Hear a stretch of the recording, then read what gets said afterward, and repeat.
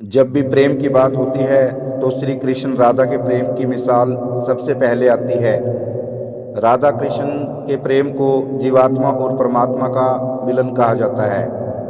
तो प्रिय बंधुओं, आप लोगों का स्वागत है मेरे YouTube चैनल अध्यात्म ज्ञान पर। आज का विषय है कैसे हुई थी राधा की मृत्यु और श्री कृष्ण जी ने क्यों तोड़ दी थी अपनी बांसुरी। कृपया सच्चाई जानने के लिए इस वीडियो को अंतिम तक देखिएगा। तो आओ शुरू करते हैं आज का वीडियो। राधा श्री कृष्ण जी का बचपन का प्यार थी। श्री कृष्ण जब 8 साल के थे तब दोनों ने प्रेम की अनुभूति की। राधा श्री कृष्ण जी के दैवीय गुणों से परिचित थीं। उन्होंने जिंदगी भर अपने मन में प्रेम की स्मृतियों को बनाए रखा। यही उनके रिश्ते की सबसे बड़ी खूबसूरती है। कहा जाता है कि श्री कृष्ण को केवल 2 ही चीज़ें सबसे ज़्यादा प्रिय थीं। ये दोनों चीज़ें भी आपस में एक दूसरे से गहराई से जुड़ी हुई थी, बांसुरी और राधा। कृष्ण की बांसुरी की धुन ही थी जिससे राधा श्री कृष्ण की तरफ खींची चली गई। राधा की वजह से श्री कृष्ण बांसुरी को हमेशा अपने पास रखते थे। भले ही श्री कृष्ण और राधा का मिलन नहीं हो सका, लेकिन उनकी बांसुरी उन्हें हमेशा एक सूत्र में बांधे रही। श्री कृष्ण जी के जितने भी चित्रण मिलते हैं उनमें बांसुरी जरूर रहती है। बांसुरी श्री कृष्ण के राधा के प्रति प्रेम का प्रतीक है। भगवान श्री कृष्ण से राधा पहली बार तब अलग हुई जब मामा कंस ने बलराम और कृष्ण को आमंत्रित किया। वृंदावन के लोग यह खबर सुनकर दुखी हो गए। मथुरा जाने से पहले श्री कृष्ण जी राधा जी से मिले। राधा कृष्ण के मन में चल रही हर गतिविधि को जानती थी। राधा को अलविदा कह कृष्ण उनसे दूर चले गए। कृष्ण राधा से ये वादा करके गए थे कि वो वापस आएंगे, लेकिन कृष्ण राधा के पास वापस नहीं आए। उनकी शादी भी रुक्मिणी से हुई। रुक्मिणी ने भी श्री कृष्ण को पाने के लिए बहुत जतन किए थे। श्री कृष्ण जी से विवाह के लिए वह अपने भाई रुक्मी के खिलाफ चली गई।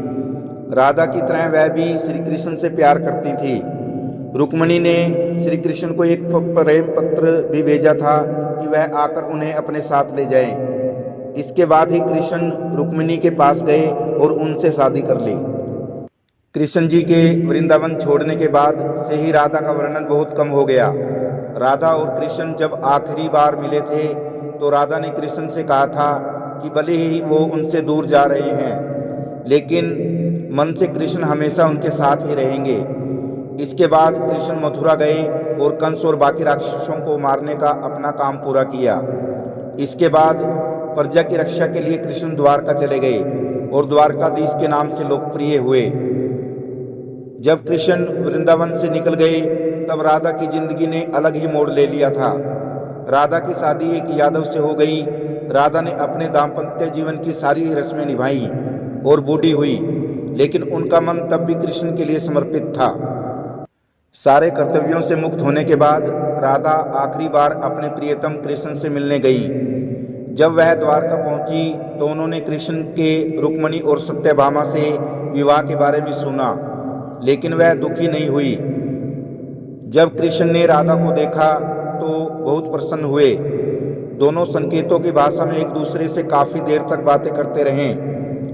राधा जी को कान्हा की नगरी द्वारका में कोई नहीं पहचानता था।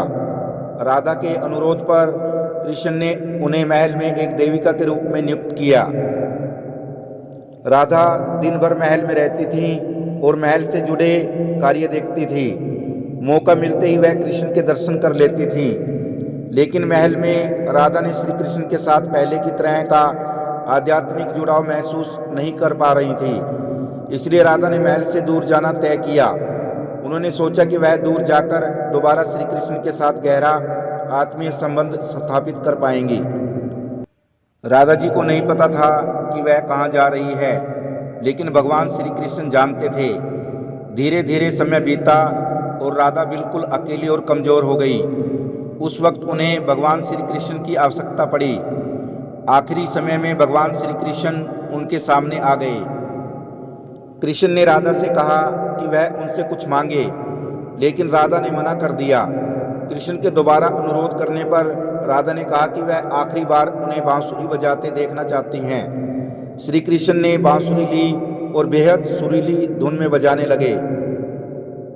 श्री कृष्ण ने दिन रात बांसुरी बजाई जब तक राधा आध्यात्मिक रूप से कृष्ण में विलीन नहीं हो गई।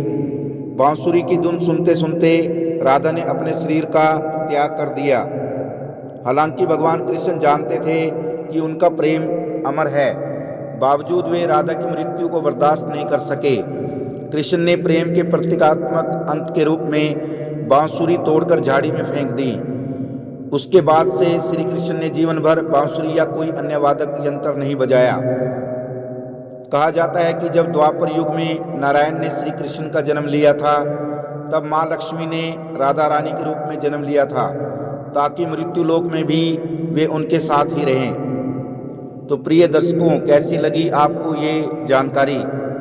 यदि आपको वीडियो पसंद आया हो तो वीडियो को शेयर करना और चैनल को सब्सक्राइब करना। जय श्री राम, जय श्री कृष्णा।